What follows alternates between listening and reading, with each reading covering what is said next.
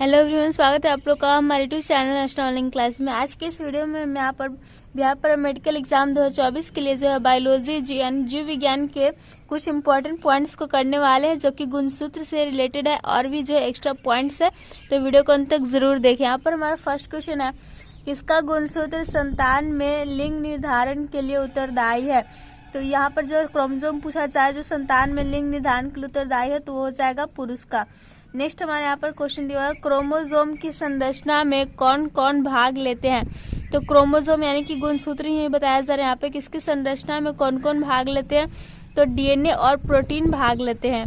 Next हमारे यहाँ पर क्वेश्चन है, डीएनए की कुंडलित संरचना सिद्धांत का प्रतिपादन किसने किया था। तो जो डीएनए के कुंडलित संरचना सिद्धांत का प्रतिपादन किया था वाटसन और क्रिक ने। ठीक है, यहाँ पर हमारा सही आंसर हो जाएगा। अगला हमारा क्वेश्चन है, जीवाणुओं में गुणसूत्रों की संख्या कितनी होती है। तो जीवाणु में गुणसूत्रों की संख्या होती है 1। नेक्स्ट हमारा क्वेश्चन है, अनुवांशिक क्रिया की मूल इकाई कौन है। तो अनुवांशिक क्रिया की मूल इकाई होता है जीन। ठीक है, अगला हमारे यहाँ पर क्वेश्चन है, मानव शरीर की सबसे बड़ी कोशिका कौन सी है। तो मानव शरीर की जो सबसे बड़ी कोशिका हो जाती है वो जाती है तंत्रिका कोशिका। ठीक है, अगला हमारा क्वेश्चन है, कोशिका विभाजन की क्रिया कहाँ आरंभ होती है। जो सेल डिवीजन की प्रोसेस होता है वो कहाँ शुरू होता है, तो वो जो है सेंट्रोसोम से जो है शुरू होता है। अगला हमारा क्वेश्चन है, नई कोशिका की उत्पत्ति किस क्रिया से होती है। तो जो नई कोशिका की उत्पत्ति होती है वो भी कोशिका विभाजन से ही होती है। नेक्स्ट हमारा क्वेश्चन है, अर्धसूत्री विभाजन के प्रथम प्रोफेज की अंतिम अवस्था को क्या कहा जाता है। यानी कि यहाँ पे अर्धसूत्री जो विभाजन होता है इसका जो प्रथम प्रोफेज होता है उसके अंतिम अवस्था को क्या कहा जाता है, तो डायकाइनेसिस कहा जाता है। ठीक है, नेक्स्ट हमारा क्वेश्चन है, साइटोकाइनेसिस में किसका विभाजन होता है। तो साइटोकाइनेसिस में जो कोशिका द्रव का साइटोप्लाज्म का जो विभाजन होता है साइटोकाइनेसिस में। नेक्स्ट हमारा क्वेश्चन है, और यहाँ पर जो कैरियोकाइनेसिस में जो है कैरियोकाइनेसिस होता है उसमें क्या हो जाता है, कैरियोकाइनेसिस में जो है न्यूक्लियस का डिवीजन होता है। ठीक है, नेक्स्ट हमारे यहाँ पर क्वेश्चन है, साइटोकाइनेसिस में किसका हो गया, प्रयोगशाला में सर्वप्रथम डीएनए का संश्लेषण किसने किया। तो प्रयोगशाला में यानी कि लैब में सबसे पहले डीएनए का संश्लेषण किया था हरगोविंद खुराना ने। ठीक है, नेक्स्ट क्वेश्चन हमारे यहाँ पर, जंपिंग जीन का सिद्धांत किस वैज्ञानिक ने प्रतिपादित किया।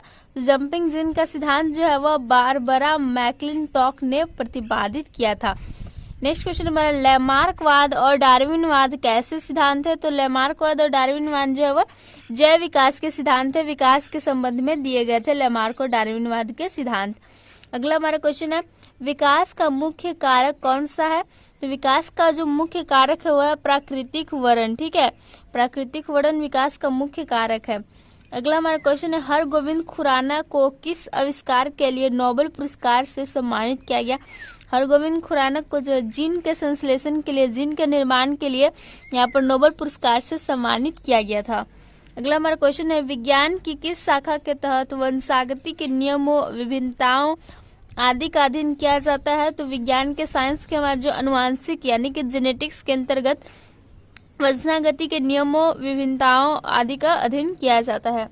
नेक्स्ट हमारा क्वेश्चन है, जीवों के प्राकृतिक चयन का सिद्धांत किसने प्रतिपादित किया था।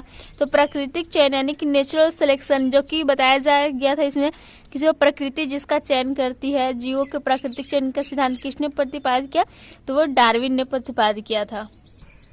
नेक्स्ट यहाँ पर आगे हमें क्वेश्चन है, योग्यतम की उत्तरजीविता के सिद्धांत का प्रतिपादन किसने किया। तो योग्यतम की उत्तरजीविता का सिद्धांत का भी प्रतिपादन जो डार्विन ने ही किया था।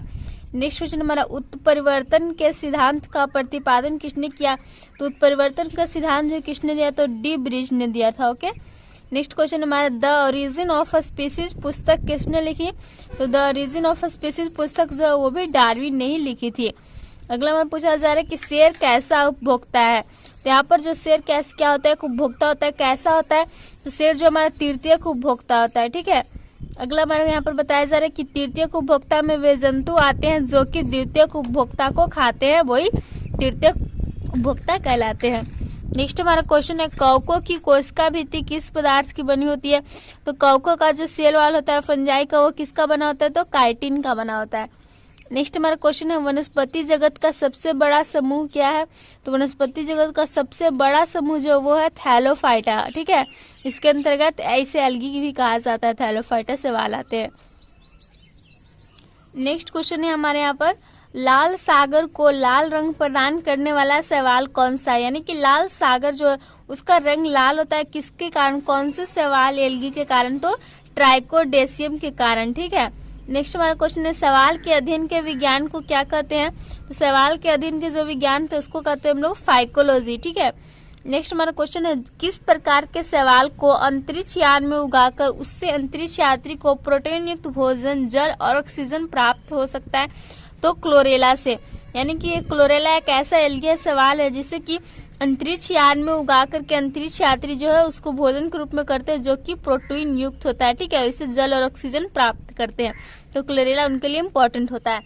नेक्स्ट हमारा क्वेश्चन है लाइकेन में कवक और शैवाल के मध्य जीवी संबंध को क्या कहलाता है। यानी कि लाइकेन में कवक और शैवाल के मध्य जो सहजीवी संबंध है वह क्या कहलाता है, तो वह हैलोटिज्म कहलाता है। अगला हमारा क्वेश्चन है जापान में किस लाइकेन को सब्जी के रूप में खाया जाता है। जापान में जो यहाँ पर इंडोकार्पन नामक लाइकेन को सब्जी के रूप में खाया जाता है। अगला क्वेश्चन हमारा मिर्गी की औषधि किस लाइकेन से प्राप्त होती है। तो मिर्गी की जो औषधि है वह परमेलिया जो लाइकेन है इससे प्राप्त होती है। नेक्स्ट यहाँ पर हमारे और कुछ जो पॉइंट्स दिए हुए हैं जो कि इम्पोर्टेंट है, यहाँ पर बताया जाए लिटमस एक प्राकृतिक रंजक है, यह किससे प्राप्त होता है। तो लिटमस एक जो एक प्राकृतिक रंजक है जो कि आपको लाइकेन से प्राप्त होता है। नेक्स्ट हमारे यहाँ पर बताया जाए लिटमस रोसेला टिंक्टोरिया नामक लाइकेन से प्राप्त होता है। यानी कि यह लाइकेन का पूरा नाम क्या है, तो नाम है इसका रोसेला टिंक्टोरिया।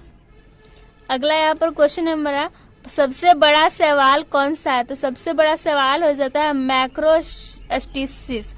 नेक्स्ट क्वेश्चन है सबसे छोटा शैवाल कौन सा है। सबसे छोटा शैवाल होता है क्लेमाइडोमोनास। सबसे बड़ा शैवाल होता है मैक्रोसिस्टिस। नेक्स्ट क्वेश्चन हमारा सबसे छोटे गुणसूत्र किस में पाए जाते हैं। तो सबसे छोटे गुणसूत्र जो है शैवाल में ही पाए जाते हैं, एल्गी में ही पाए जाते हैं। नेक्स्ट हमारा क्वेश्चन है चावल के लिए कौन सी शैवाल का जैव उर्वरक का प्रयोग लाभकारी होता है। तो चावल के लिए जो है नील हरित शैवाल का जैव उर्वरक का प्रयोग जो है लाभकारी होता है। अगला हमारा क्वेश्चन है कवक की कोशिका भित्ति किसकी बनी होती है। तो कवक की कोशिका भित्ति सेल वाल जो काइटिन की बनी होती है। यहाँ पर जो क्वेश्चन दिया हुआ था चावल के लिए जो है शैवाल का जैव उर्वरक का प्रयोग लाभकारी होता है, तो यहाँ पर जो चावल के स्थान पर आप लोग को जो है धान भी पूछा जा सकता है कि धान के लिए जो है कौन से शैवाल का जैव उर्वरक का प्रयोग होता है। तो वो हो जाएगा नीलहरित शैवाल का या फिर साइनोबैक्टीरिया। ठीक है, अगला हमारे यहाँ पर क्वेश्चन देखते हैं, पूछा जा रहा है ईस्ट जो है क्या है। तो ईस्ट क्या है, एक फंजाई है, कवक है। ओके, ईस्ट जो है शराब उद्योग में अल्कोहलीय विलयन के लिए प्रयुक्त होता है, यानी कि शराब उद्योग में भी जो है ईस्ट का यहाँ पर प्रयोग किया जाता है। इसके अलावा जो आप लोग का ब्रेड बनाने में उसमें भी जो ईस्ट का प्रयोग किया जाता है। ये सारे आप लोग को जो 12th क्लास के जो बायो की बुक है उसमें मिल जाएंगे अगर चाहिए तो। नेक्स्ट हमारे यहाँ पर क्वेश्चन है मशरूम क्या है।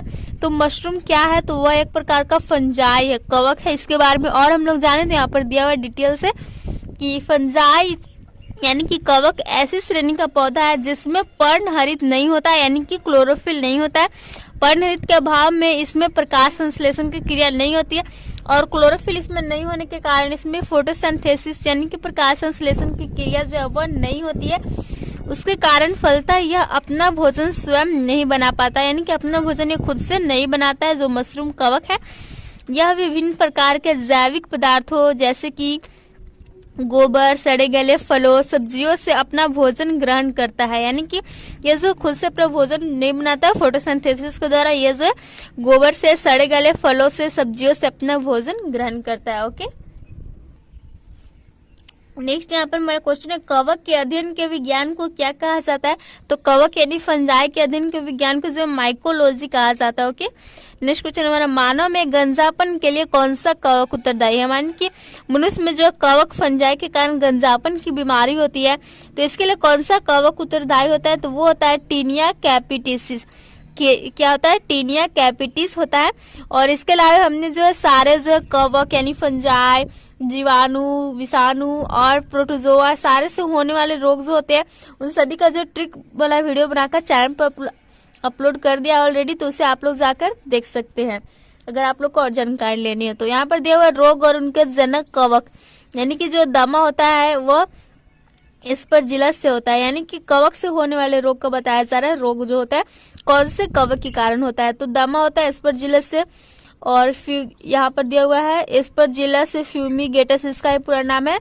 दांत हो जाता है ट्राइकोफाइटॉन लेस्कॉम से, खाज हो जाता है एकेरस स्केबिज से, एथलीट फुट हो जाता है टीनिया पेडिस से, और यहाँ पर गंजापन हो जाता है टीनिया कैपिटिस से। ठीक है, तो यहाँ पर आज का हमारा वीडियो समाप्त होता है। आप लोग को वीडियो पसंद है, वीडियो को लाइक करें, दोस्तों के साथ शेयर करें। ऐसे और वीडियोस के लिए हमारे चैनल को सब्सक्राइब कर लें। साथ ही अपनी अच्छी बेहतर तैयारी के लिए हमारे चैनल के साथ ऐसे ही बने रहे। यहाँ पर जो आप लोग को बिहार पर मेडिकल एग्जाम के अकॉर्डिंग ही सारे जो है सिलेबस के हिसाब से ही पढ़ाया जा रहा है। तो वीडियो को देखने के लिए धन्यवाद। Thanks for watching.